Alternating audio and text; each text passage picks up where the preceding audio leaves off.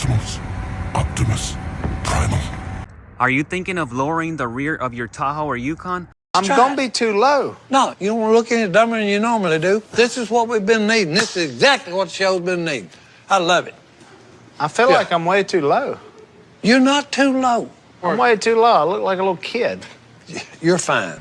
Today we'll be mini squatting the Tahoe with a 5-inch rear drop, and I'll give you some tips and tricks on how to lower the rear of your Tahoe.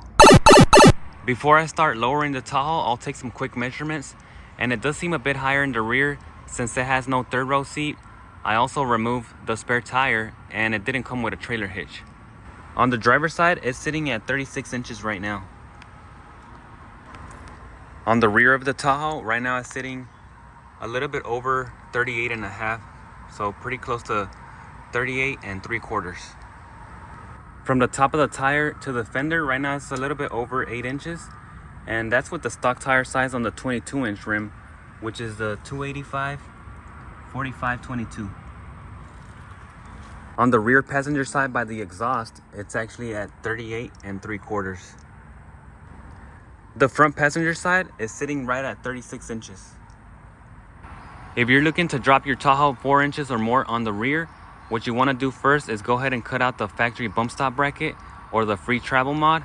That way it doesn't bottom out into your axle. And if you're doing like a 3-inch drop, you don't really have to do it, but I would definitely recommend it for more than 4 inches, 4 all the way to like 6 or 7 inches. I think it is going to be a sunny day today. Oh, no, I meant rainy. I meant rain. And you already know, since I decided to drop the Tahoe, it just had to start raining, so I'm gonna have to wait a little bit and take off the rear tires and all that right now.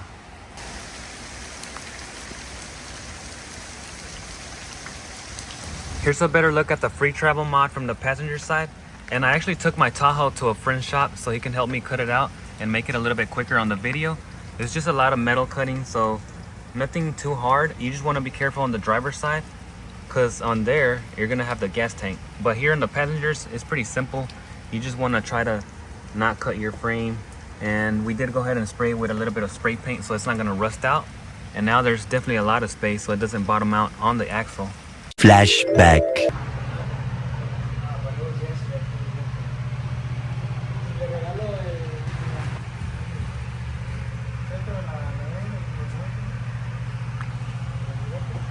End of flashback. Over on the driver's side, you can see the gas tank is right here. So that bracket is going to be real close to it, and you want to be very careful and take your time. I would probably do it in 2 separate pieces, the outer edge and then the inside. And you can actually install or put some type of metal to block it off. You can see right here they kind of nicked a little bit on the original springs, but I don't really mind because I'm going to be taking these off. But you definitely want no sparks or anything cutting on your gas tank, so just take your time right there or take it somewhere else where they can help you cut it out. But yeah, that's how the free travel mod looks on the driver and passenger side. Once you have the free travel mod, if you want to go any lower, like 6 or 7 inches, you do have to notch another piece below the truck. I'll go ahead and show you right here. The other part you want to notch out is this upper cross member. You can kind of see it got cut out from the factory. All this is closed up and it just has this small opening, but pretty much the pan hard bar usually hits up here, and that's if you're going real low, like a 6-inch 7-inch drop in the rear. My Yukon had a 7-inch drop, and you can see that the pan hard bar was smacking up on top here and it was kind of indented, so I never went ahead and cut it. But now on the Tahoe I do want to go lower, so I went ahead and just had it cut right there. Flashback. You can see where the pan hard bar was hitting in that back section of the frame. End of flashback. Today I'm only dropping the rear of the Tahoe 5 inches, so this won't really be needed, but I do want to have it in case I want to go lower in the future. I do want to thank DJM Suspension for being part of the Tahoe build and sponsoring this kit today. So you guys want to go ahead and check them out at djmsuspension.com. They have many parts for your trucks and SUV if you want to go ahead and lower it. And I haven't really opened the boxes yet, but this should be here for the rear, the shocks, and on the bottom it's going to be the front suspension. So today we'll go ahead and drop the Tahoe using all DJM suspension. I actually use them a lot on my trucks. You can see here on the back I have the Silverado, which is bagged, but I am using their lower control arms as well as the uppers. You can see the end links as well. But they definitely make great parts, and the best part is they have good customer service, so check them out right there. For the rear, we have the 5-inch lowering springs, which come in blue. The lowering shocks, these are the DJM 1800 series, and they have their little sleeves down here, so we'll have to insert them on the bottom and top of the shock. They don't come with them pre-installed.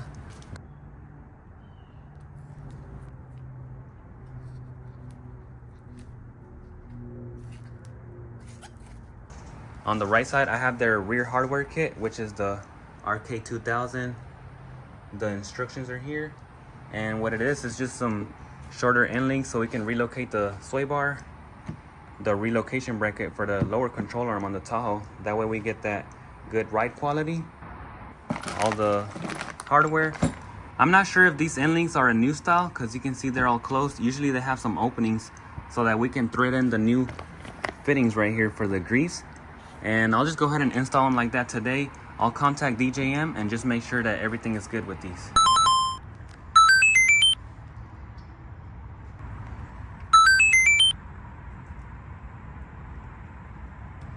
I have the rear end as low as it'll go, but the spring still won't pop out, so I'll have to release the end links as well as the bottom of the shocks, and then I can go from there, pop out the springs, and try to do the relocation bracket for the lower control arms. To remove the bottom of the end link, we'll have a 19mm wrench on the right side and 18mm socket on the left.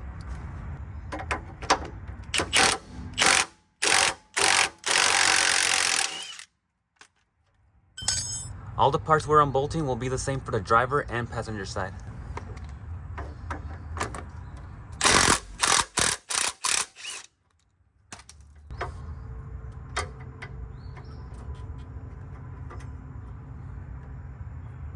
All right, that's off.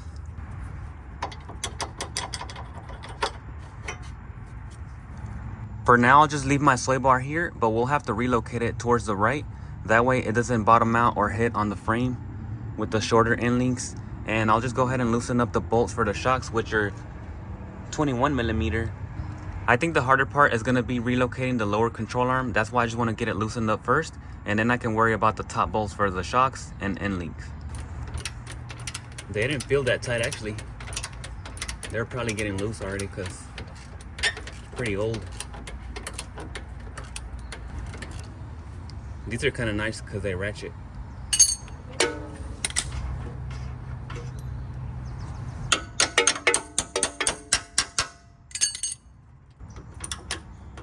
Yeah, this side's kind of loose as well.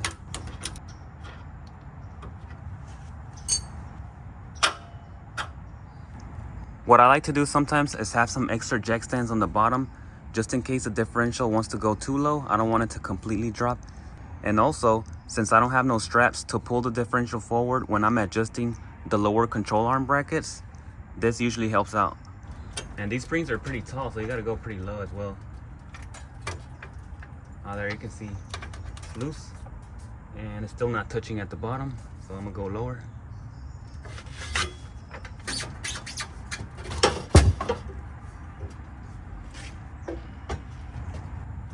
The two isolators.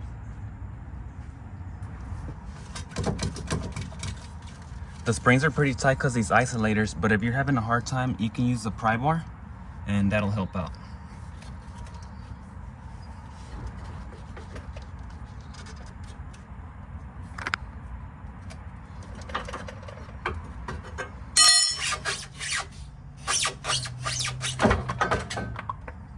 All right, finally.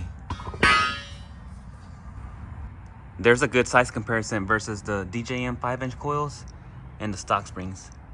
They're pretty much like double the size, but down here are the stock isolators.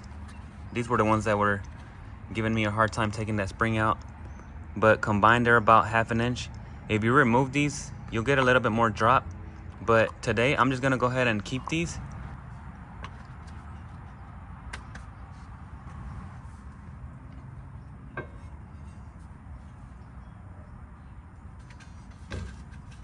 All right, the top isolator.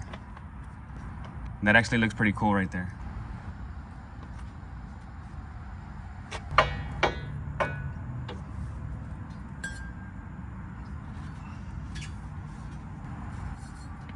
springs are in. At this point, I could actually bolt up the rear end links and shocks and put it all back together. The Tahoe would be dropped 5 inches, but it wouldn't be safe or correct because the lower control arms would be off at a different angle, as well as your drive shaft into the transmission, so you can risk damaging stuff. And also, these springs would just pop out of place because the end links are just too big. So let's go ahead and complete the rest of it and do it the right way. To unbolt the rear of the lower control arm, there's gonna be two 21mm bolts. On the inside is the head of the bolt, that 21mm, and towards the brakes is gonna be the 21mm nut.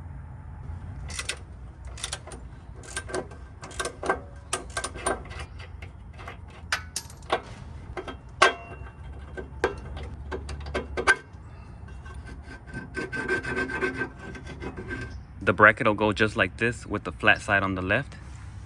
It should just slide right up in here, and use 2 small bolts for the top and 1 on the bottom.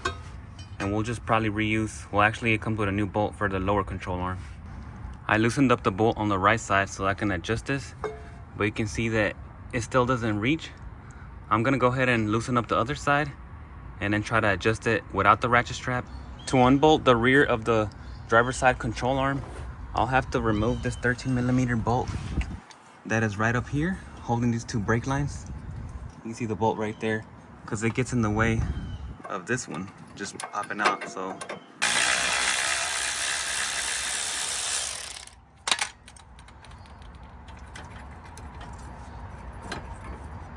that should be enough clearance now.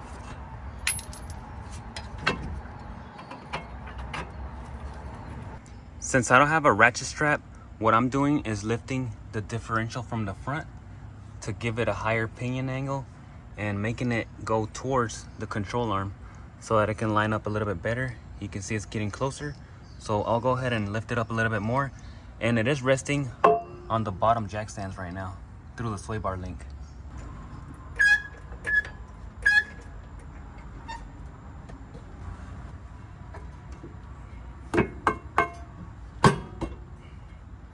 That was actually a little bit too much, so let me back it up.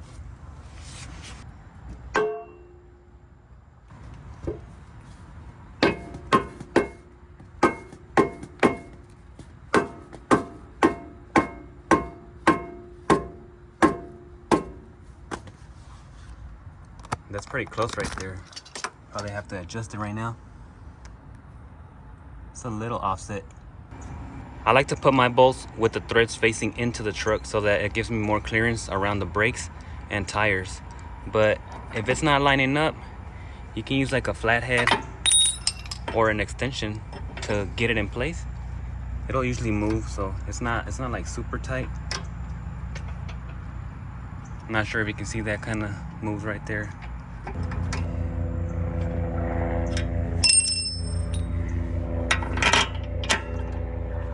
That looks good.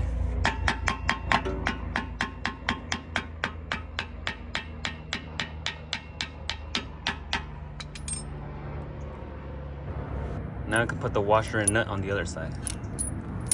It might seem a little hard to get the bolt to line up properly on both ends, but all you want to do is take your time and just play with the jack and the differential to get different angles.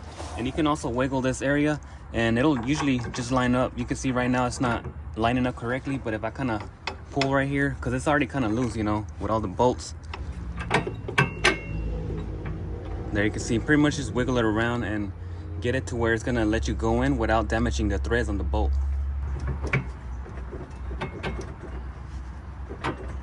There it is. A better look at the relocation bracket for the lower control arm. You can see that it has the 2 bolts on top and the nuts are inside. You want to get them as tight as you can by hand, so don't over tighten them. These are lock nuts right here, and on the back side there's going to be another bolt right there with the nut, but there is 2 holes because these brackets are interchangeable. They'll work on the driver's side or passengers. And on the bottom there you can see the aftermarket lock nut as well. And I'm using their hardware for the bottom control arm because this bolt is going to be a little bit longer versus the stock one. The driver's side is exactly the same. You can see the 2 bolts on top and that bottom one right in the back. So don't worry about this empty hole at the bottom. Don't forget to tighten up the bracket for the emergency brake. I tighten up the bolts on the control arms, but I'll do the final torque specs once I have the truck on the ground. You can just see the nuts on the inside. And I raised up the differential so that I can line up my springs and make sure they're not gonna come out of place. You can see they're locked up in there. As well as this one, you can kind of hear it. So now I'll go ahead and unbolt the rest of the end links and top of the shock. This plastic might get in the way of removing the nut and bolt for the top shock, but usually you can do it without cutting it. And what I'll do is go ahead and use a wrench on this side and a ratchet on the back side. There you can see the bolt, but there's actually a lot of space, so you can use an extension and also to torque it down.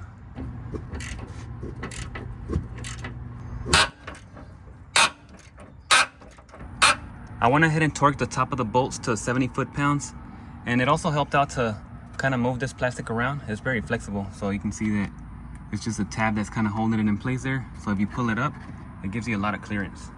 And now I'll go ahead and cut off this right here and try to align it at the bottom and torque it down to 70 foot-pounds. I'll cut it from the top side and it'll start moving down. There it is.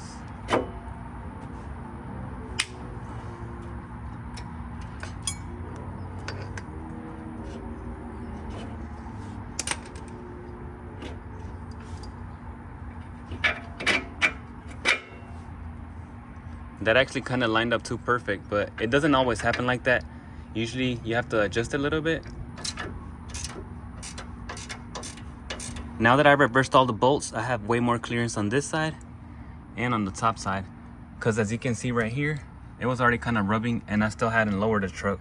So eventually I might have to trim out this plastics if I have to, and also back here, depending on the tire size and the size of the rim. Now I can go ahead and take off the 18mm bolt and nut for the top end links, because we will be reusing these for the new ones down here, which they only come with the bottom side. And I went ahead and contacted DJM. They did say this is a new design, so if yours doesn't have the hole to thread in the new part, don't worry about it. It'll be just like mine's.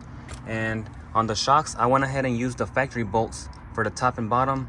On the lower control arm, I did go ahead and use their new hardware, because it does need a longer bolt right there. So once I get these on here, we'll go ahead and relocate the sway bar. These end links do go in a specific way, so just make sure they go lined up exactly like this, with a small offset on the left side for the driver's side, and the larger offset is for the passenger side. And I'll go ahead and leave my bolts just like this with the nut on the inside, so that I can have this side with more clearance. My tabs were a bit close, so I just used my end link right here to pry it a little bit open, and that seemed to help out. Or you can use some type of pry bar.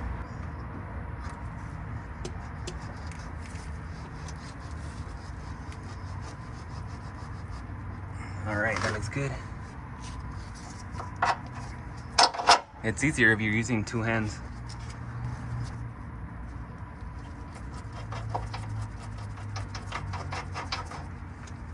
For the torque specs, I found different ones. I'll go ahead and do mine at 35 foot-pounds. If I need any more, I'll adjust them later. Now we can go ahead and relocate our sway bar a little bit offset to the right. And we're just gonna go ahead and remove the two bolts holding this bracket, which are 10mm bolts. You can see them better there. And we're gonna go ahead and use that factory hole in the back. And we're gonna go ahead and put some new nuts and bolts through there and drill a hole for the front one. Here's a better look from the bottom. You can see the hole much better. But this bolt is pretty much just moving to this side. It's already there. It's not threaded, so that's why we're gonna put the new nut and bolt. And on the front side is where we're gonna go ahead and drill it with a drill bit, put the nut and bolt, and it should be good to go. I'll probably just put some grease on the bar to make it slide a little bit easier, since we're taking it apart. The new hardware bolts are bigger than the factory ones. These are gonna be 14mm.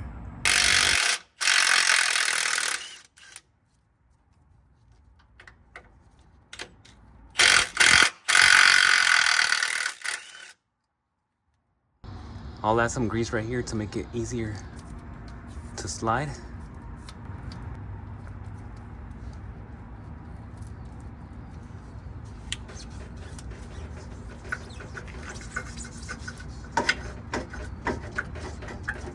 That should be good. It's already hitting right there, so it's just center out. I'll add some more on this side as well.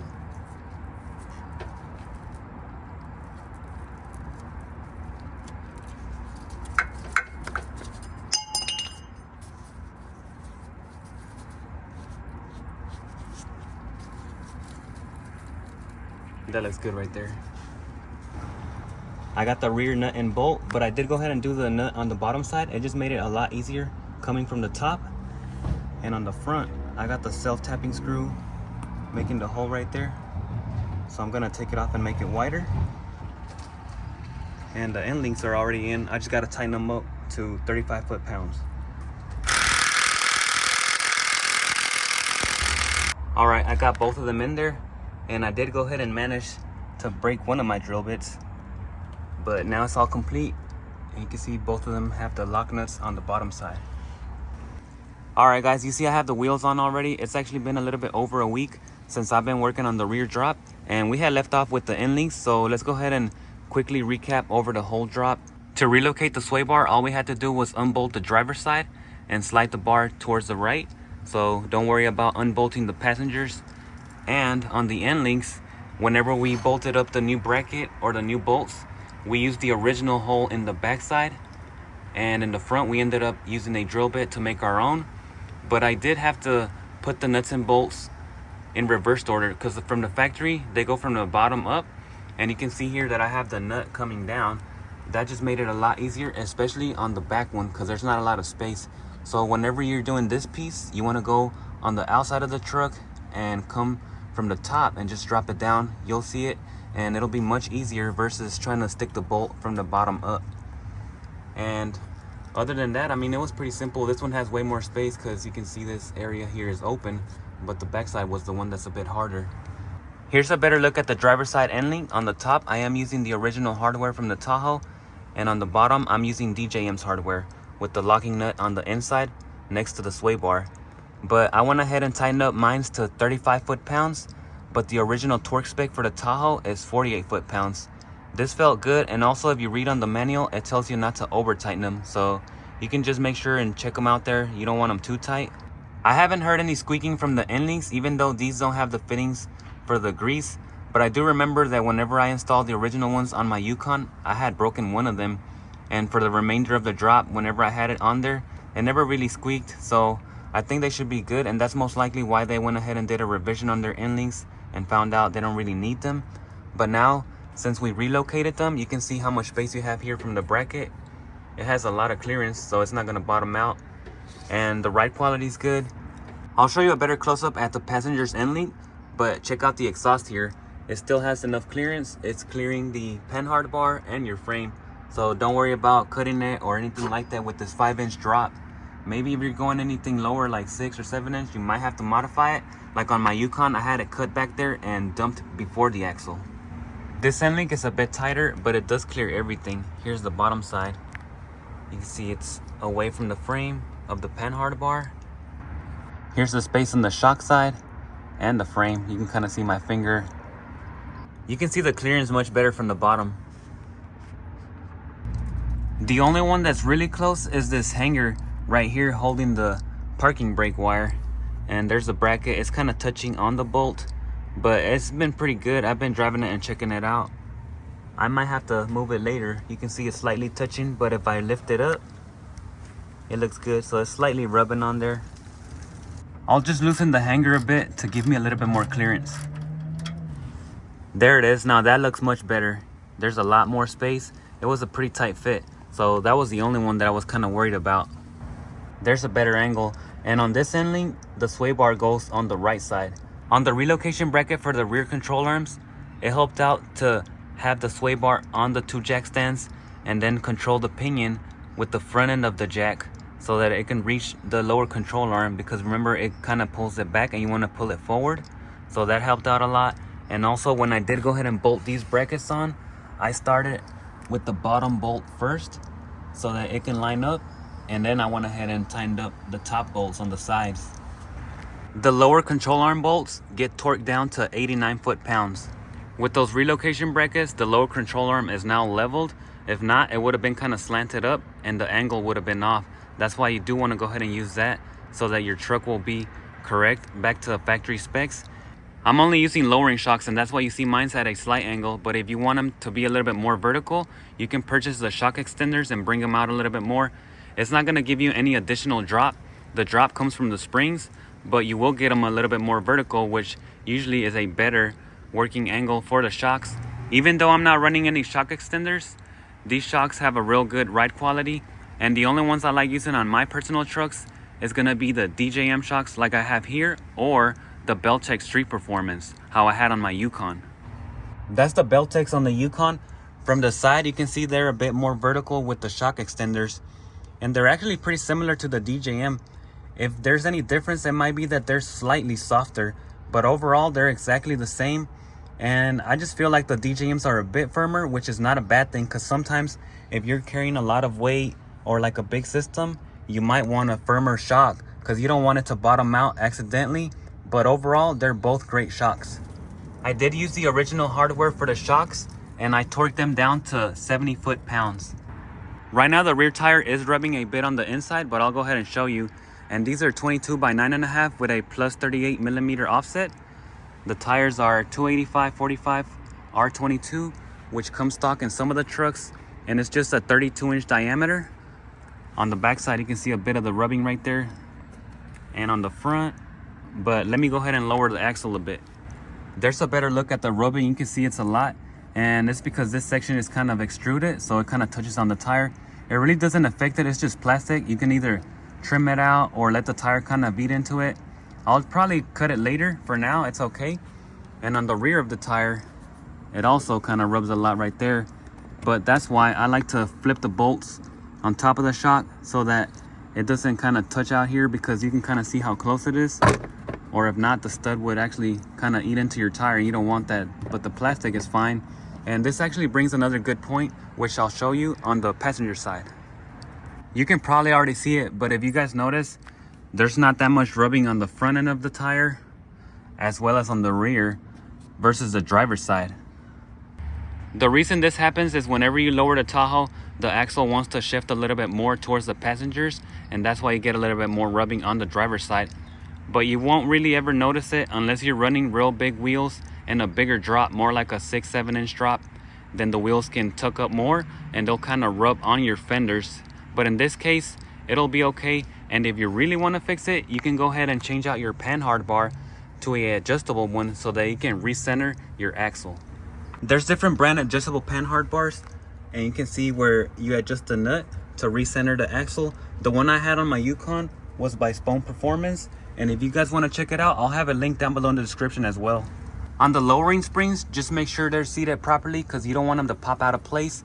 And if you are thinking of going lower than a 5-inch drop, you also want to go ahead and cut out this section so that the panhard bar is not going to bottom out and damage your frame.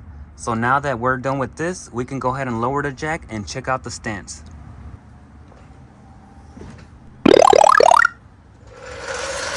There she is right there, looking much better than stock. She's looking a little tough right there with the mini squat in the rear and lifted in the front. Kind of reminds me of a little gorilla. But if you guys are liking this content so far, don't forget to like and subscribe so you can see more like this. Something you'll notice after dropping the rear of the Tahoe is that the rear wheels like to roll a little bit forward and they get closer to the fender. So this gap is going to be slightly smaller versus on the back side. You can see it's a little bit bigger. And it usually isn't a problem unless you're running bigger wheels like 28s or maybe 26s with bigger tires. And all you want to do to fix this is go ahead and change out the lower control arms, kind of like the panhard bar, to one that's adjustable, and then you can recenter the axle and you won't have any issues with rubbing or making it look kind of weird right there. Besides that, you don't have to change out the upper control arms unless you really want to do the maintenance and have it all upgraded. Back at the Yukon, you can see my adjustable lower control arms, and again, they're by Spone Performance, but there are other brands you can use as well. You can essentially see how the wheel gets all centered out, and you have a lot of space in the front as well as on the rear. And this is with the 6-inch drop on the Yukon and the stock tire size 265/70 R17. And I'll go ahead and take some quick measurements before I go ahead and work on the front end. I actually have been driving it for a little bit over a week, and right now it does have a full tank of gas. So let's take some quick measurements. So right here in the front, it's looking like around just slightly over the 36 inches, almost 36 1/4. So pretty close to what it was in the beginning. On the rear driver's side, it's sitting right at 36 inches and a half.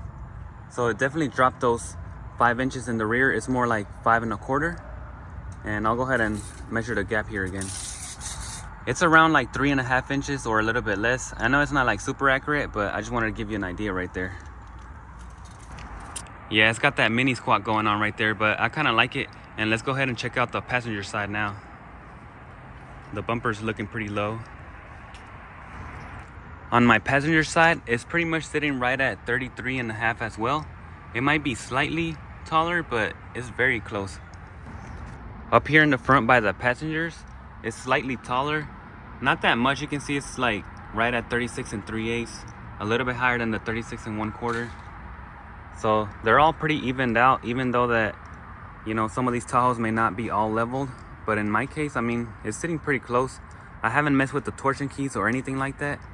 My Tahoe didn't have any bump stops in the rear, and also we did go ahead and cut the bracket to do the free travel mod. So right now I don't have any bump stops. I could add some lower profile ones underneath the axle. I'll go ahead and show you. It's at ride height right now. You can see the upper control arm on top, and on the bottom of the axle it has this nice flat spot where you can drill a hole and put a low profile bump stop. But also some people like to use the original hole back here and thread it on there. I've never had mine's bottom out, so I'm gonna go ahead and leave it blank, but maybe in the future I might just add one. Yeah, that mini squat from the rear looks kind of cool. I'm kind of liking it, so I'm not really thinking about driving it like this too long, so that's why I want to get some shots from back here and show you guys before I go ahead and level it out. While I get some time to lower the front end and complete my drop, it's gonna be gorilla time for the Tahoe. We're gonna be mini squatting it all week, and I think it should be pretty fun. I do like the way it looks. It's a little tough right there with the black wheels and all the dark windows, but you guys let me know what you think, and I can't wait to lower the front end so I can get it all leveled out. If you found this helpful, don't forget to like and share, and while we work on the front drop, don't forget to check out the next upgrade here.